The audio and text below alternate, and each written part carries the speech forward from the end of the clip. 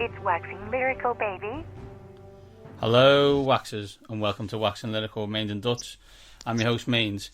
My colleague, trying to get a date with J.K. Rowling, to Mr. Neil Dutton. How are we, Neil? It's always a pleasure to be on with that Mainsy fella. That was, yeah, I think we'll get onto that later in the show. Proof positive that I am definitely not the famous one in this relationship. I would be the posh spice to your David Beckham. Indeed. Don't know any other ones.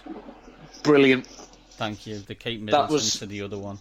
Yeah, that was inspiring audio. Thank you for that. And I think that's why I'm not the most famous one. Based on that audio alone, that's why I'm not the most famous one.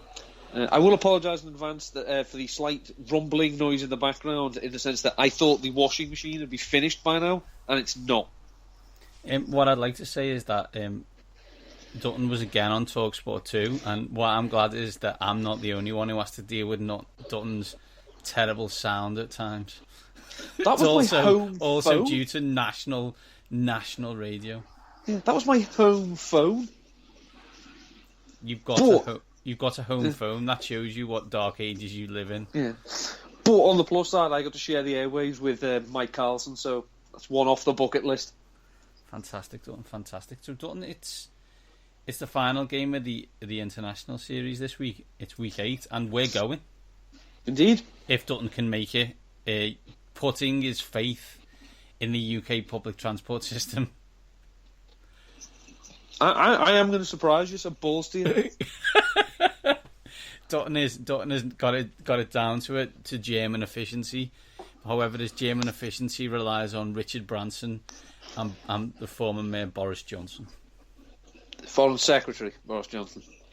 Former Mayor. A man who did say he would lie in front of a bulldozer to stop construction work at Heathrow.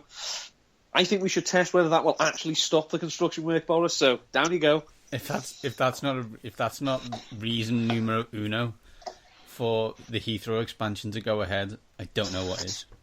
As someone did put on Twitter, he said he'd lie in front of a bulldozer. Well, he spent the first 6 months of the year lying in front of a bus. So we're here all week. Try the veal.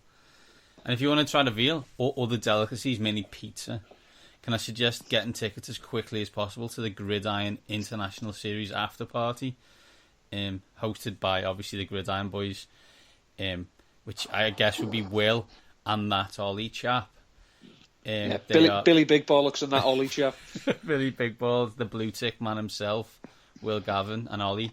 It's at Bloomsbury Lane. We will be there, not bowling, boozing, drinking pizza, yes, and hopefully watching Neil go on the live Gridiron pod. Fingers crossed. It could be me. It could be you, doesn't it? It could be you. But you know what? It's enough ramblings from us. Let's get on with the hot wax takes.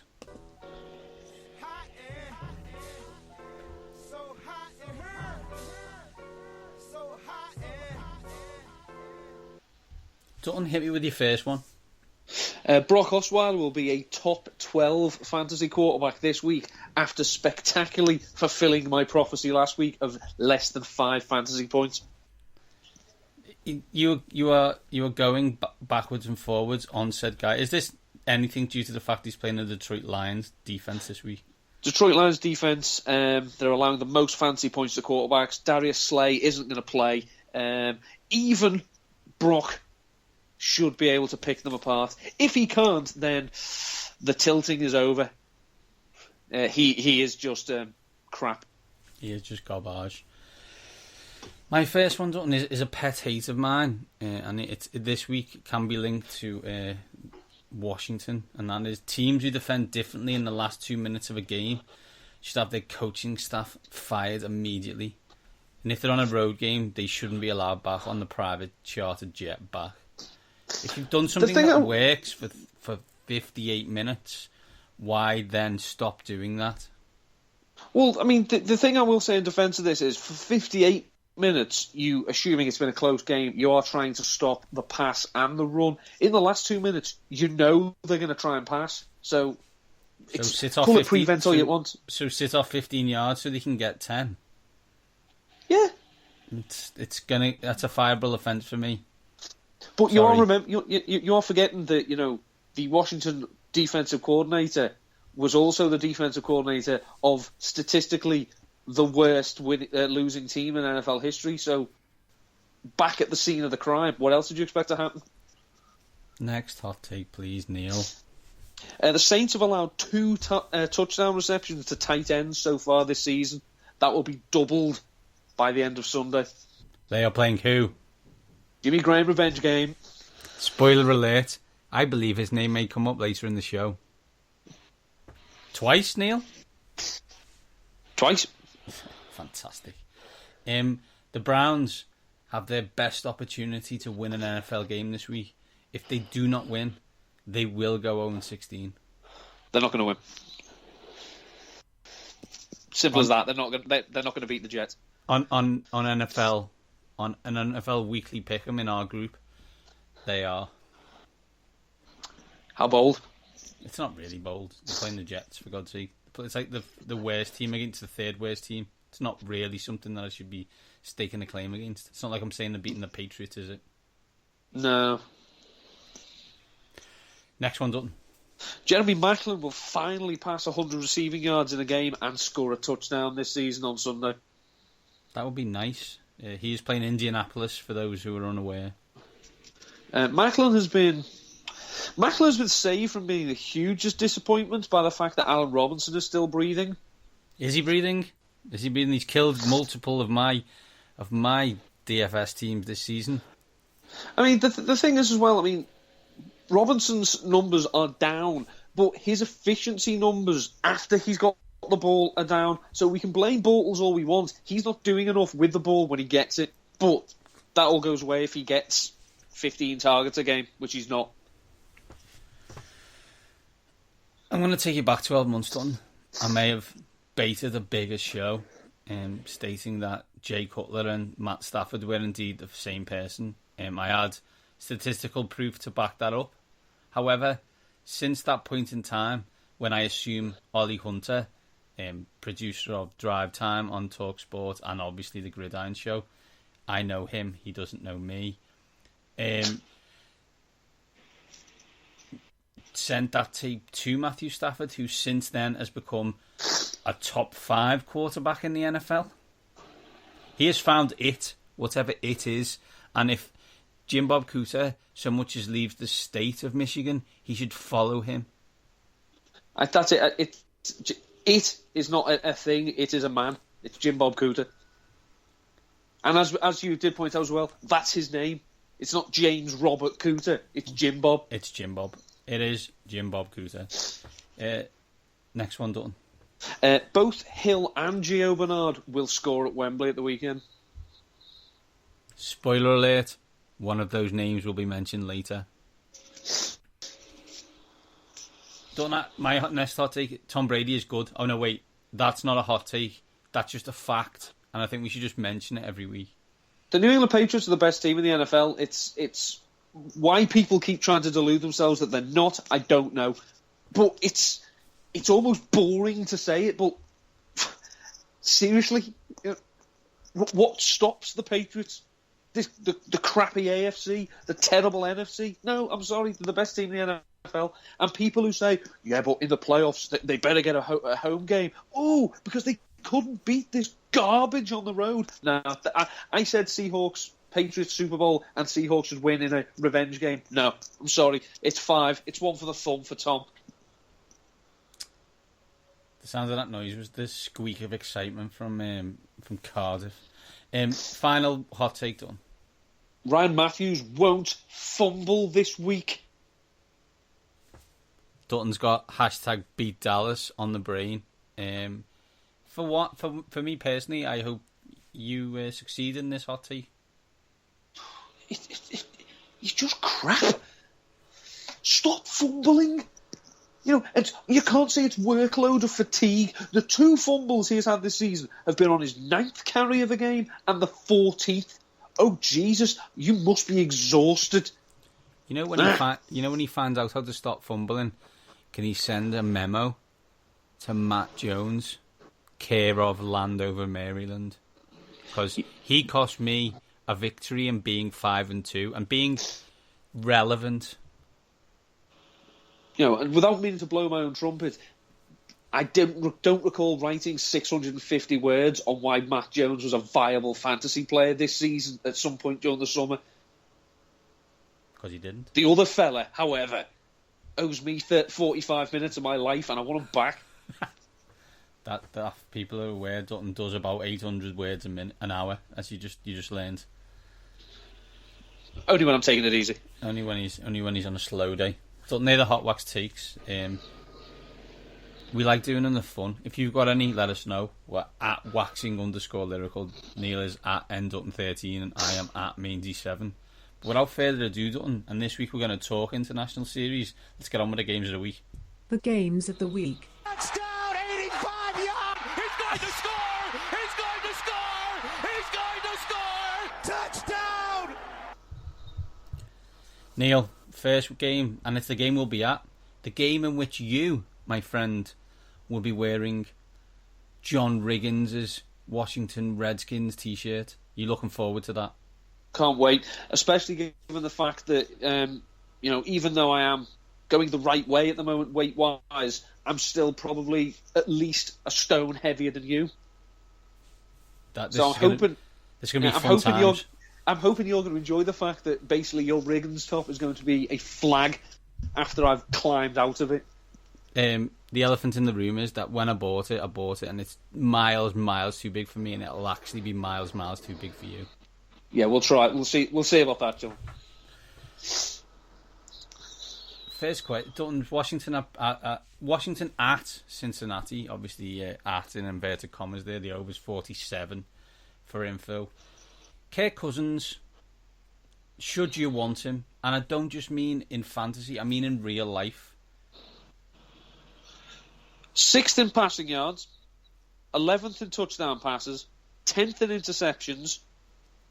He's been sacked the 25th most times in the NFL this season. He has 2 game-winning drives and 2 fourth-quarter comebacks. What's not to like? There's something, isn't it? I agree with you, and you look at it, you just look at that as a numbers game. But there's something, and I don't know what that something is. Yeah, there's something would seem to be another numbers game. Do you really want to pay $20 million a year for that? This is the issue, and I think this is the issue in the NFL as a whole, right? That I look and think, okay, say you're Washington, and you're like, do we pay Kirk Cousins, I don't know, as you said, $19-20 million? It hits against your salary cap, it stops you from getting other players, obviously. But unlike, for example, Ryan Fitzpatrick, who when the Jets were dealing with him, it was the Jets and Ryan, and that was it. What teams... Let's say there's no quarterbacks in the draft, because it doesn't look like there is at the moment. Maybe Patrick Mahomes comes out from Texas Tech. I don't know. But let's say there isn't. Bears. Possibly Vikings. Browns. Jaguars, possibly. There's more. Texans. What happens with Osweiler? Jets, obviously. Even Bills to some extent. Miami. Not. If Tannehill's not the answer, he doesn't look like he is. Where. Even Denver to some extent. If Paxton Lynch, where do you go? Like, if Washington have got to pay him, because otherwise he goes somewhere else, and who are they stuck with? Hoya. Oh God. For the love of God. It's that simple. I mean, when we spoke to Greg Cosell this summer, you asked him, is he a franchise quarterback? And Greg Cosell answered, in relation to what? In relation to Colt McCoy? Yes. In relation to Tom Brady? No.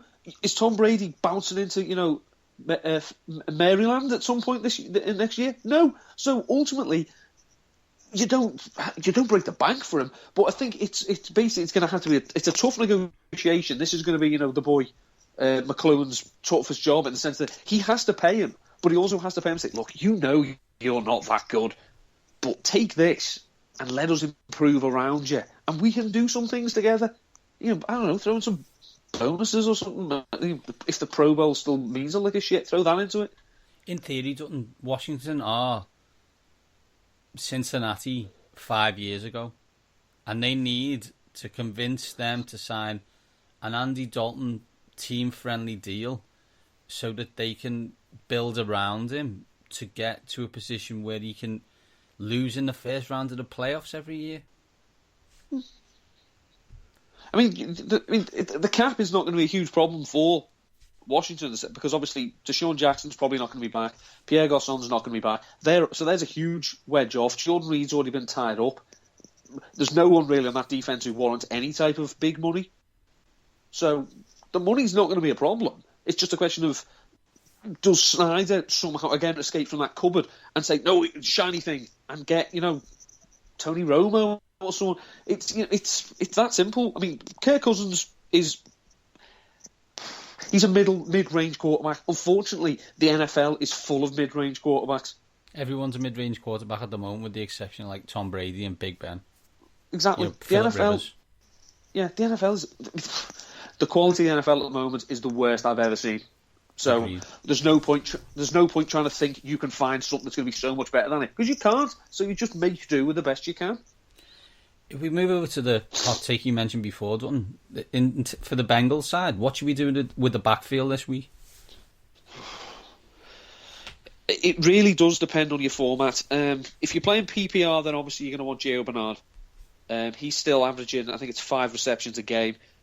Doesn't have as many rushing attempts as Hill if Hill is fit. Hill is a flex option at best because they just don't use him as a workhorse. He's not getting 20, 25 carries a game.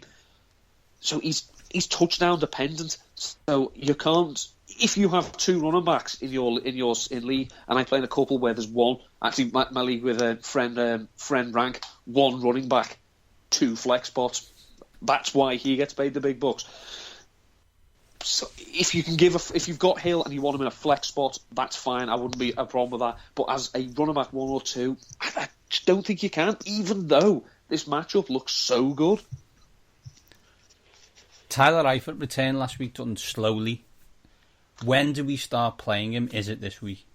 The problem with Tyler Eifert and the Bengals as a whole, from here on out till the end of the season, they have the 25th easiest strength of schedule against teams who can defend tight ends. So Eifert is not going to walk. He's not coming back into a cakewalk. That's a RotoViz app, by the way. That's from the buy low machine on rotoviz.com. It looks at, you can put weeks, certain, and look at what teams have got in their matchups coming up. So 24 teams have got an easier road between now and the end of the season against teams in terms of defending tight ends. Tyler Eifert is not a target hog. I think last season he had 26. He had 52 targets. 13 of them he converted into touchdowns. He's very, very touchdown dependent because basically he's fallen to bits. So if you're going to play him, you've got to have to hope he scores a touchdown, because otherwise, I mean, I said at the start, during the off season, that the days of Gronk or Stream are gone from tight end. No, they haven't. Tight end is awful.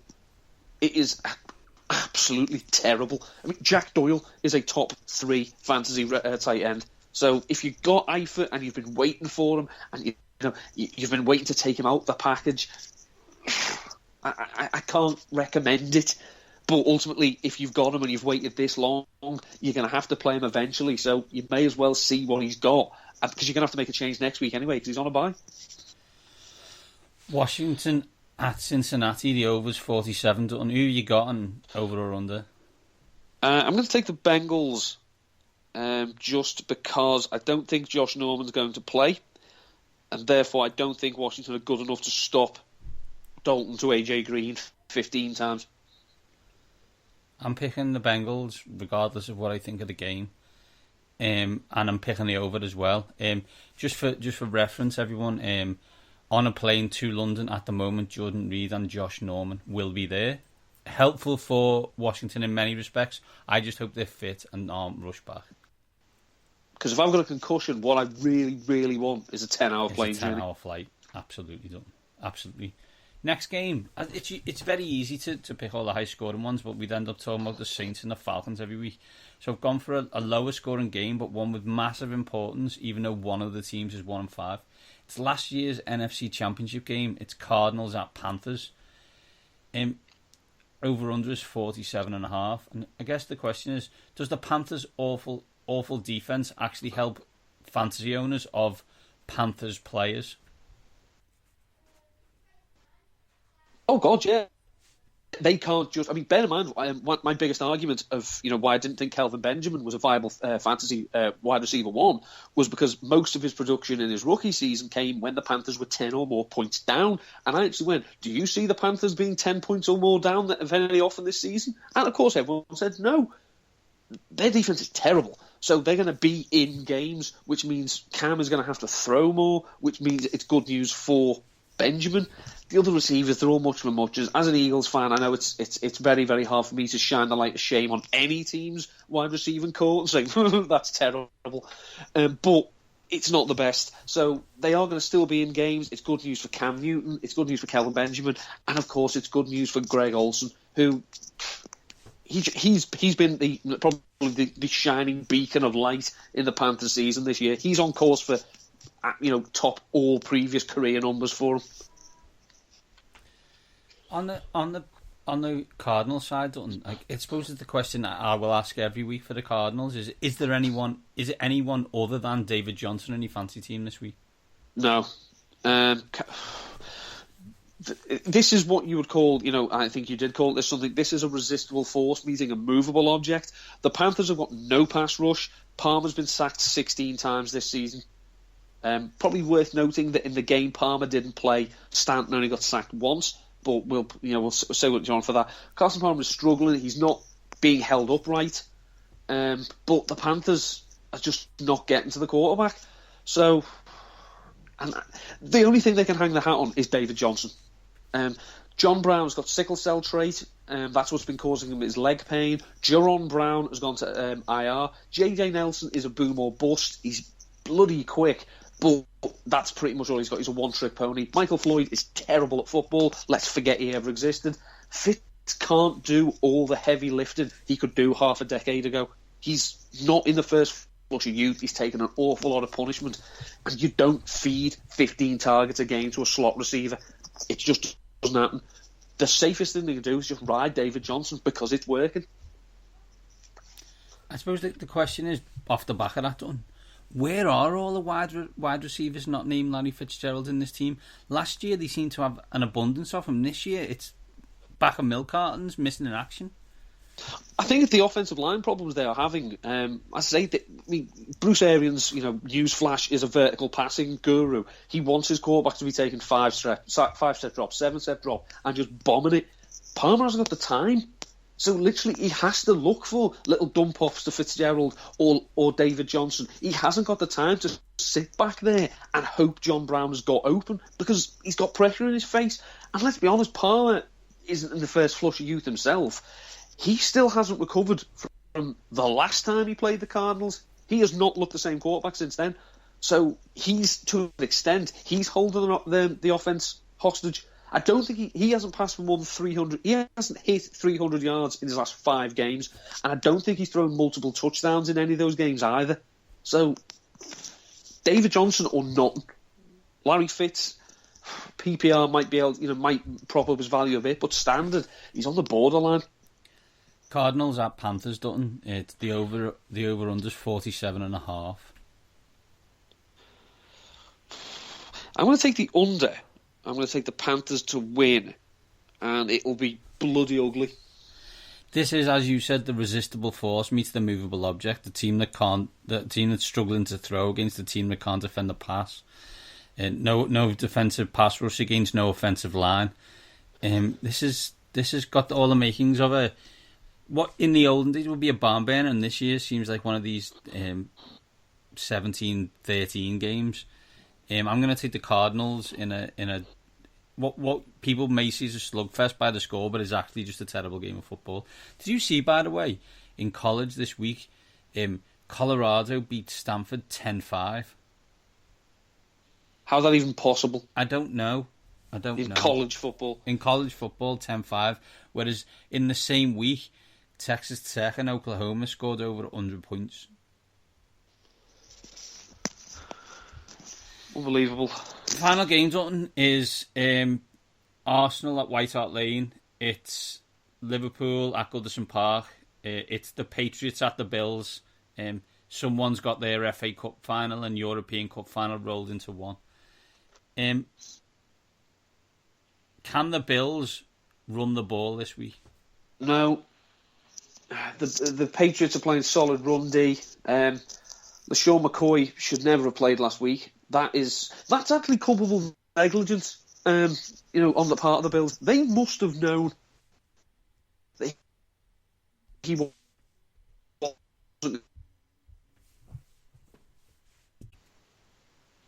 known he wasn't ready, or known he wasn't right. It's baffling, but it's just I don't know what it is. Is it arrogance? Is it hubris? Is it overconfidence? Is it just the fact your surname's Ryan that you have to come out with this crap? There was no reason for LaShawn McCoy to play last week. No reason at all.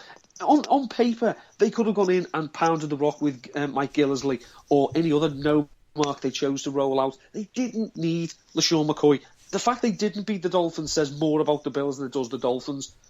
But McCoy isn't going to play this week. And the Patriots, aside from the game against the Bills, are stopping the run. So it's going to be, Bill Belichick does better than any coach in the NFL, maybe the NFL history. He takes away what you do best and says, beat me with what else you've got. What else have the Bills got? Seriously? Justin Hunter? Must we? No, I'm sorry. This always goes back to it. The Bills in 2002, I think it was, beat the Patriots 31-0. When they played again later in the season, when it was slightly more crucial, the Bills got shut out themselves. I could see that happening this week. Yeah. Serious question. Is Tom Brady real? Is he a human? Is he a cyborg? Is he an alien from another planet? What is... I don't understand. I'm not saying he's Superman, but I've never seen him in the same room together. It's frightening, the statistics he's put up in these first couple of weeks. Is he the number one fantasy? Well, when I say it's unbelievable, it's not unbelievable because it's Tom Brady. But is he the number one? Money's no object in me DFS team. I've got to play a quarterback. Is it Tom Brady this season? You'd be hard pressed to say it isn't. I mean, as you said, he gave all the other quarterbacks a 4-week start, and in terms of what he's done since he's come back in, in terms of touchdown passes, he's like, no, I've got this. Tom Brady is virtually matchup proof. Let's be honest, because the only problem with playing him is who do you stack him with? Gronk, it's going to cost you a lot of money. Edelman hasn't been that good this season. Chris Hogan, boom or bust. Bennett, same as Gronk, going to cost you too much. So that's the only big problem in DFS is you do want to get those stacks going. If you just literally, as I say, just wanted a quarterback and you had the money, go for Tom Brady. But the stack angle makes him slightly unattractive for me, even though he's money. 76 of 101, that's a 75% pass completion. 1,000 yards at 9.94 a clip. Long of 63. 8 touchdowns, 0 interceptions. He's been sacked 4 times. Yep. He's just so you know, in touchdowns, he is 14th and 9 behind Drew Brees. He might not catch Brees. We're about to find out, Dutton. James White, on and off. Is he a PPR start, though? Oh, absolutely. I mean, he's got 27 receptions, which is the 6th amongst running backs this season, and no running back has more receiving touchdowns than Jimmy White's 3. So, it's, as I say, he's playing the role that everyone thought Dion Lewis was going to play. He wasn't really thought. He was a bit of an afterthought in the Jimmy Garoppolo, Jacoby Brissett era, because they just wanted to pound the ball. It was survive and advance. They could go there on the back of Blunt. Blunt is not a factor in the passing game. He's not a bad receiver, but he just hasn't got the work because Jimmy White has just come in and done so well. So if you've got Jimmy White, play him. I mean, you say PPR. Danny Woodhead a few years ago, people were just saying, oh, he's just a PPR player. No, he's actually quite good in standard because if he gets that many receptions, he's going to keep putting up that many points. And I am going to keep calling Jimmy White just in the hopes that someone at some point when it goes quiet at Foxborough will just scream, "Come on, Jimmy!" Yeah, if you don't know what that is, Google snooker circa 1980s. Patriots at Bills. Over under is 47, Dutton. I'm going to take the under because I don't think the Bills are going to score a point, and I don't see the Patriots scoring 47 by themselves. This is where we were last week with Patriots and Steelers, right? Is that we fully expected the Patriots to live up to their side of the bargain and more. But seriously, who's scoring for Buffalo this week? Buffalo fans, I love you. I love you. I love you like I love Tottenham when they're playing Arsenal. I don't love Everton when they play Liverpool, obviously. But I love the smaller club who thinks they're the equal of the bigger club when they're clearly not. Unfortunately, boys, this week in your Super Bowl, you're going to get massacred. Mm-hmm. Ben Affleck will be a lot happier this week. He will be, don't he? Will be. That's the games of the week. Before it's out on Gridiron, if Will ever remembers to add it into the show, let's find out what Neil's fancy darling is. Hello, darling. Ryan Fitzpatrick. It's he's back. He's the Geno reign of terror didn't even last a game. He's playing the Cleveland Browns. The Browns have allowed multiple touchdown passes to every quarterback they faced this season. They've given up the second most fancy points per game to quarterbacks. They're terrible. The Browns are actually in the top 5 in terms of fantasy points allowed to all the major skill positions. So if it sounds like I'm picking on you, Browns, it's because I am. Done. That's the darling. Let's find out who the loser is.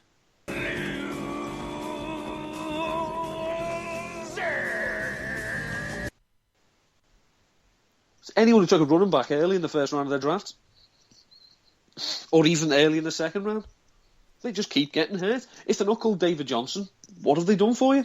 Gurley, crap. CJ Anderson did okay, but now injured. Le'Veon Bell, say you had to wait for him. Adrian Peterson, hurt.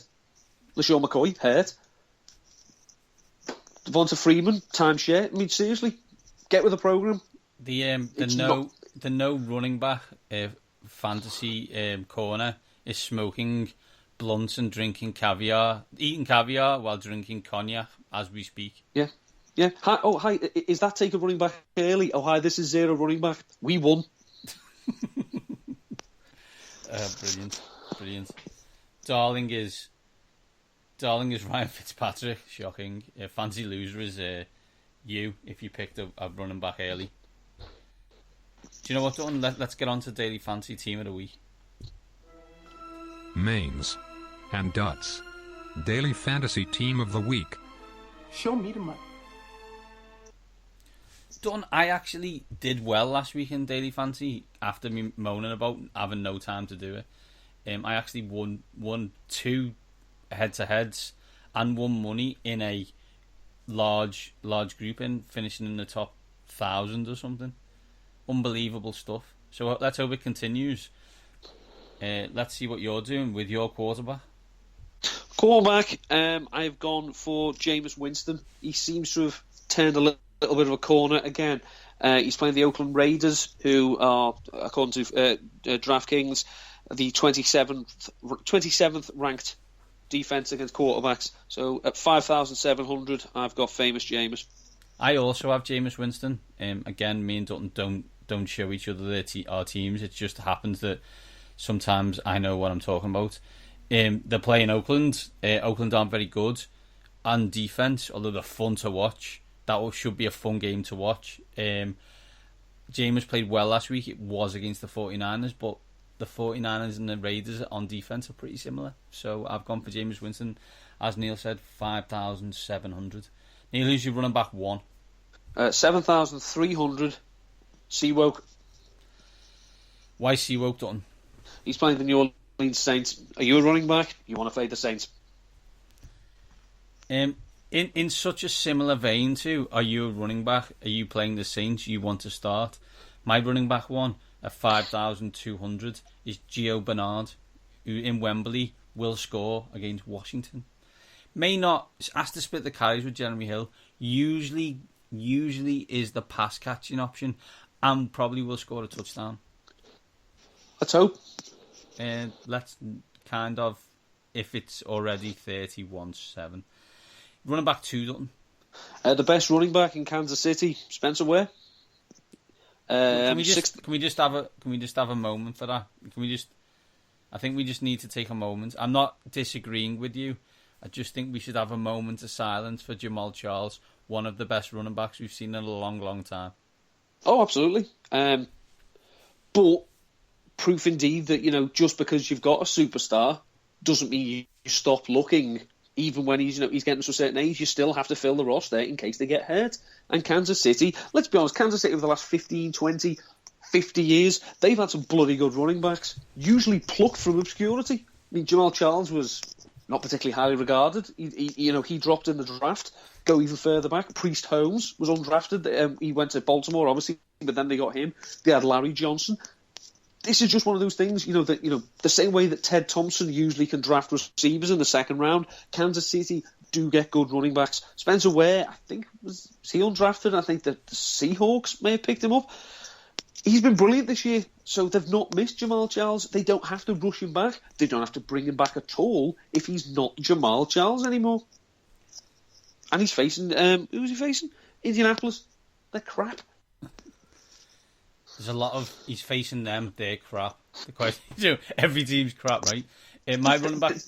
Don't overthink things. Yeah, no, absolutely don't. My running back 2 is actually my running back 1. It's David Johnson. He's 7,700, and he's playing the Panthers, who aren't very good. And as Neil's already told you, there's not much going on in Arizona unless David Johnson's touching the ball. Yeah, it's DJ on now. Wide receiver 1, Neil. I'm going for the stack with James Winston. I've got Mike Ev, 8,100. He's a target hog, especially, no Vincent Jackson. As we said before, the Oakland defense is incredibly welcoming and hospitable. So this could be a very, very nice stack. I'm sure many people will go for it. I've gone for T.Y. Hilton. He's, as Neil's pointed out in an article, the main focus of attention of Andrew Luck. I assume they will probably be behind, as they are, as they're crap. And Andrew Luck will throw to him. And T.Y. Hilton usually is good for one long touchdown. So let's hope it's this week as well against Kansas City. He is 7,900. Wide receiver 2, Neil. My wide receiver 2 is a running back wide receiver, according to ESPN, but a wide receiver on NFL.com, Ty Montgomery. Ooh. I'm being sneaky. He's playing the Falcons, who are the middle of the road against wide receivers, but they're awful against running backs. Ty Montgomery has been getting some work as a running back. He's likely to get a bit more in the sense that the cupboard is bare. We talk about Kansas City of an embarrassment of riches in terms of running back. The Green Bay Packers do not. That's why they got Niall Davis. Good luck with that. Ty Montgomery's 5,300. I think he's questionable. But questionable, what does that mean? I think he will play. And I say hopefully get some rushing yards as well. So essentially, I could, if fingers crossed, basically be playing 3 running backs. My wide receiver 2 is back from the dead in the last 2 weeks, and that's Golden Tate. Was excellent again against Washington. When he's good, he can change a game, and obviously he scored the winning touchdown. That wasn't a game-changing moment. I just thought he was excellent throughout. He is playing the Texans, a tough air defense, but I still fancy him to do well with Jim Bob and Matt, and he is 5,100. By the way, how quickly? I mean, it wasn't against yourselves. It was the week before. How good did he look doing the cheerleaders routine? Because that can't be easy.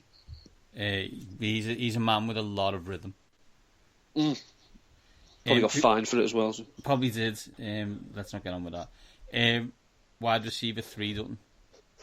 My wide receiver 3 is a bit of a dice throw. It's a volume play. I'm going with Tyrell Williams of the San Diego Chargers. They're playing Denver. Denver are the stingiest defense to wide receivers on DraftKings. He's 4,700. He's going to get an awful lot of targets. That's basically my thinking. Denver aren't going to let Melvin Gordon. They're not going to let him beat them. So Rivers is going to have to pass an awful lot, and Williams has seen an awful lot of targets, and plus it's a long way downfield as well. So he only has to catch 2, and you've got you've had your return on value for him. But it's a bit of a punt. Wide receiver 3 for me is Quincy Enunwa. He's 4,800. He's playing the Browns, and the Browns aren't very good. And he's wide receiver 2 for the Jets. Tight end Dutton, let's keep this quick. Tell me why you're playing Jimmy Graham in a revenge game against the Saints. I'm not. I'm playing Gary Barnage against the Jets. Wide receivers, tight ends go to play the Jets to enjoy themselves. They're not very good at stopping them. Barnage, if Josh McCown plays, Barnage's value increases. So for 3,300, if McCown plays, that's going to return value. I think you could be looking at 70 yards and a touchdown at least. I am picking Jimmy Graham because he's 6,100 and he's playing the Saints, and he could be questionable or not. He's going to score at least 1 touchdown in the Superdome. Who's your flex, Dutton? LeGarrette Blount. They're going to see an awful lot of them because the Patriots are going to get to an extent where they shove it down their throat and say, deal with this. He's 5,300. My flex is Corey Coleman. Return to practice on Wednesday. Is a bit of a steer. Might have to drop him towards the end, but if he plays, he's playing the Jets secondary. Need I say more? Final one, Dutton, who's your defense? Kansas City Chiefs playing the Indianapolis Colts. The Colts are the 21st ranked in terms of points allowed to opposition defenses. They were 2,800. My defense is Dutton. Eagles? Cleveland Browns. Oh my God. 2,500. You may think it's because they've run out of money, and it possibly could be, but it also could be because they're playing Ryan Fitzpatrick in the Jets. But if he plays pissed off, it might stop the interceptions. We're about to find out, Dutton. Let's quickly wrap this up, Dutton. Who's your quarterback? Jameis Winston. I've got Jameis Winston. Running back 1. Kristen Michael. I've gone for Gio Bernard. RB2. Spencer Ware. I've got David Johnson. Wide receiver 1. Mike Evans. I've got T.Y. Hilton. Wide receiver 2. Tymont. I've got Golden Tate. Wide receiver 3. Ty Will. I've got Quincy Enunwa. I've said his name right twice. Tight end. Big play Barnage. I've gone for Jimmy Graham. Flex. LeGarrette Blount. I've got Corey Coleman. And your defense? Chiefs. I've gone for the Browns. That is week 8. We are basically about to pack our bags and head to London to the game. As you know, we will be at Bloomsbury Lanes with the Gridiron guys. Please come and say hello. If you want to meet up, tweet us at Waxing_Lyrical. I'm at Mainsy7. Neil will be at Ndutton13. We will tweet throughout the day, and we hope to see you all there in London. Dutton's the guy in the massive Riggins top. Diesel. This has been Waxing Lyrical. Get used to it.